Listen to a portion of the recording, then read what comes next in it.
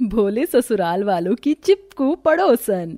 यूं तो नाक पर बैठी मक्खी से एक पल को पीछा छुड़ाना आसान है, पर पड़ोसन से पीछा छुड़ाना उतना ही कठिन।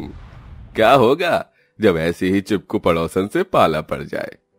ये कहानी रविंदर जी के घर की है, जिसमें वो पत्नी पुष्पा और 2 बच्चों स्वीटी और नैतिक के साथ में रहते थे। आज पुष्पा अपने बेटे की शादी करने जा रही थी। रविंदर जी, देखिए तो मेरा बेटा कितना सुंदर लग रहा है दूल्हा बनकर। अरे पुष्पा जी, जरा जल्दी कीजिए, अरे बारात निकलने के लिए दरवाजे पर खड़ी है। बस जी हो गया, मगर ये कामवती कहाँ रह गई है, अभी तक नहीं आई। तभी बहुत ही फीकी पुरानी सी साड़ी डाले पड़ोसन मुंह उदास की आती है। उसके संग में उसकी 2 बहुएं भी थी। लो माँ, कामवती काकी भी आ गई। अरे कामवती, तू यही पहनकर चलेगी क्या? हाँ पुष्पा, जो था वही डाल लिया। वैसे तुम सब सज धज कर अच्छे लग रहे हो। और आंटी जी, आज के स्टार परिवार तो आप सब हैं, सासू माँ तो पड़ोसन है। क्या मतलब पड़ोसन है? बहू, हम सब एक ही परिवार हैं। हम सब इतने चमकते दमकते दिखेंगे और तू फीकी लगे, ये मुझे गवारा नहीं। तू ठहर। भोली पुष्पा अपनी भारी सी साड़ी कामवती और उसकी दोनों बहू को देती है। ये ले कामवती, ये पहन ले। पर मैं कैसे? परवर कुछ नहीं, जो मेरा है वो तेरा है, चल पहन ले। कामवती और उसकी दोनों बहुएं रीवा और चंचल भी साड़ी पहनकर टिप टॉप तैयार हो जाती है और बैंड बाजे के साथ नैतिक की बारात निकलती है। वैसे मानना पड़ेगा सासू माँ, पड़ोसन हो तो आपकी तरह क्या खूब उल्लू बनाती हैं आप इन लल्लू पंजू लोगों को। तो प्यारे दर्शकों, अब तक तो आप समझ गए होंगे, दरअसल कामवती उन चापलूस और चिपकू पड़ोसन में से थी जो अपना काम निकलवाने के लिए बस पुष्पा के भोले भाले परिवार का खूब फायदा उठाती थी। कभी कटोरी लेके चीनी लेने आती, तो कभी चाय पत्ती मांग कर ले जाती, और कभी कभी तो खाना खाने भी उन बेचारों के घर में घुस आती थी। ओम मंगलम भगवान विष्णु मंगलम गरुड़ध्वजा मंगलम पुंडरीकाक्ष मंगलाय तनोहरि।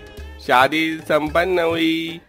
प्रिया अच्छे खासे परिवार से थी, इसलिए उसे अपने मायके से दहेज में फर्नीचर, सोफा सेट से लेकर एसी, कूलर, फ्रिज सब मिलता है, जिसे देखकर पड़ोसन का जिया जल जाता है।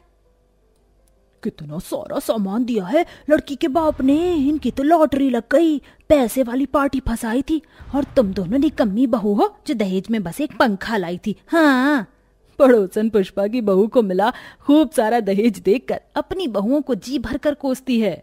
ससुराल वाले बहू को विदाई करके ले आते हैं। अरे स्वीटी, आरती की थाली तो ला। हाँ ये लो माँ।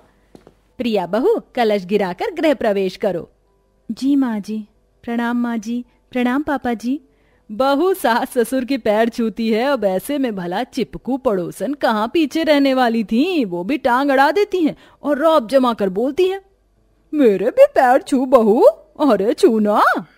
आंटी जी के भी तो पैर छू लो, प्रिया ये हमारी पड़ोसन है। प्रिया आदर मान कर पैर छूती है। हमारे भी पैर छुओ दुल्हन रानी। प्रिया दांत पीसकर गुस्से में पूछती है। जी, आप दोनों की तारीफ। हम तुम्हारी सासू माँ की पड़ोसन सहेली की बहुएं हैं, इस नाते तुम्हारी जेठानी भी। जी नमस्ते। मजदूर दहेज का सामान उतार कर अंदर लाते हैं। मैडम जी बता दीजिए, एसी कहाँ सेट करना है? जी भैया, मेरे कमरे में। तभी पड़ोसन बहू की बात काटकर बीच में टप से बोलती है, अरे ओ भैया जी, तुम एसी सेट करो, चलो। इस बार पड़ोसन की हुक्मबाजी पर प्रिया पिनक कर असहमति जताते हुए बोलती है, जी नहीं आंटी जी, मेरे पापा ने ये एसी मेरे लिए दिया है ताकि मैं आराम से सोऊं। पड़ोसन बहू को भड़का देखकर भीगी बिल्ली बन जाती है और रोने सा मुंह बनाकर बोली, अरे बहू, तू इतना हाइपर क्यों हो रही है? मैं तो इसलिए कह रही थी क्योंकि तेरा सारा दिन तो कामों में निकल जाना है और एसी दीवार में नाम के लिए टंगा रहेगा। ये हॉल में लगेगा तो तेरे ससुराल वाले भी ठंडी हवा खाएंगे। जून जुलाई का मौसम है। कामवती इतनी चंटता से बात रखती है कि भोला भाला ससुराल उसकी हाँ में हाँ बोलता है। बहू, तुझको तो शुक्र मनाना चाहिए जो पड़ोसन होकर भी बहन जी हमारे लिए भलाई सोच रही हैं। एसी हॉल में लगेगा। भैया, आप एसी और ये सोफा सेट यहीं लगा दीजिए। एसी लगने के दम से कामवती उसके आगे चिपकी रहती है, जिसे देख देख कर बहू अंदर ही अंदर कलप रही थी। ये सही है, एसी मेरे पापा के पैसों की और फ्री की हवा ये पड़ोसन खा रही है। अच्छा पुष्पा, अब मैं जाती हूँ, बैठे बैठे टाइम का पता ही नहीं चला। अगली सुबह बहू अपने ससुराल वालों के लिए पहली रसोई करती है। इधर पड़ोसन अलग ही खिचड़ी पका रही थी। उफ़ सासू माँ, देखी ना, ये पंखा नाम के लिए डोल रहा है, हवा तो लग ही नहीं रही, पसीने पसीने कर रखा है। हाँ माँ जी, अब तो इस जुगाड़ू घास के मटके में भी पानी गर्म रह रहा है। काश की पड़ोसी का घर हमारा होता। अरे अपना ही तो है चंचल बहू, चलो आज खाना पीना वहीं पड़ोसियों के घर में करेंगे। अरे वाह, नई बहू, खाने की खुशबू तो बड़ी लाजवाब आ रही है। क्या बनाया है? ससुर जी, मैंने सबके लिए गर्मा गर्म आलू पूरी और मीठे में खीर, गुलाब जामुन और रसमलाई बनाई है, और साथ में खीरे का ठंडा ठंडा रायता भी बनाया है। अरे वाह, क्या बात है प्रिया भाभी, आज तो मैं जम के खाऊंगी। इतने में पड़ोसन अपनी दोनों बहू चंचल रीवा के साथ आ धमकती है और कुर्सी खींच कर बैठ जाती है। क्यों पुष्पा, नई बहू की पहली रसोई के पकवान अकेले अकेले खाने जा रही थी, पड़ोसन को भूल गई? अरे बहुओं, तुम दोनों जिराफ की तरह खड़ी क्यों, बैठ जाओ। जी मम्मी जी। बहू, 3 थाली और लगा दे। जी माँ। खाने की खुशबू उड़ते ही चिपकू पड़ोसन मुंह उठाकर खुद तो चली आई और बहुओं को भी साथ ले आई। पड़ोसन और उसकी दोनों बहू चकर चकर खाती हैं। बहुत ही बढ़िया खाना बनाया है बहू, 2-4 पूरी और दे दे। पूरियां तो खत्म हो गई हैं आंटी जी, और सब्जी भी। अरे तो और बना लो प्रिया, आप क्या हमें आधा पेट खिलाकर भेजोगी? बोल तो ऐसे रही हैं जैसे कि इसी ने राशन भरवाया हो। हाँ। बहू बुदबुदाते हुए फिर से गर्मी में और पूरी सब्जी बनाती है, जिसमें कि वह खुद बुरी तरह पसीने पसीने हो जाती है। इस चिपको पड़ोसन और इसकी दोनों बहू के चलते मेरी जिंदगी तो बर्बाद हो गई है। बस खाए जा रही हैं, डकार भी नहीं मार रही हैं। अरे बहू, जरा अपने फ्रिज में से ठंडा बर्फ वाला पानी तो पिला दे।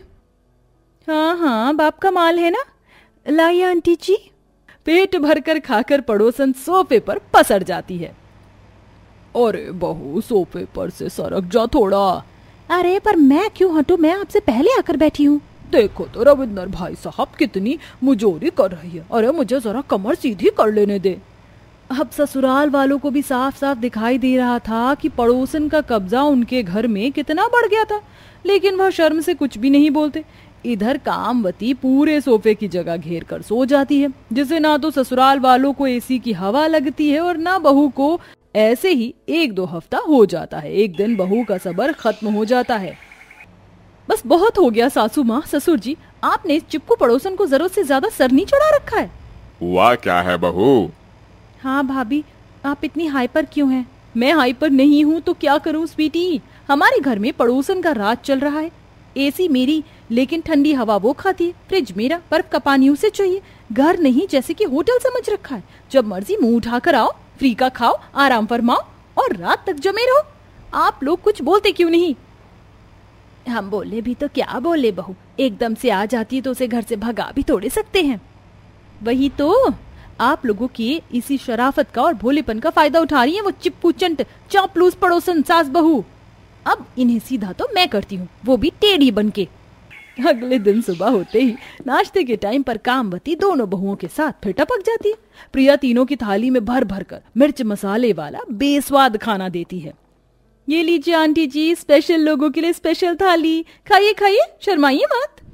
क्या बात है बहू, आज तूने बिना मेरे कहे खाना डाल दिया। अब जरा एसी तो चला दे। आंटी जी, एसी तो खराब हो गई है। खराब हो गया? कोई नहीं, स्वीटी बिटिया है, से खा लेंगे।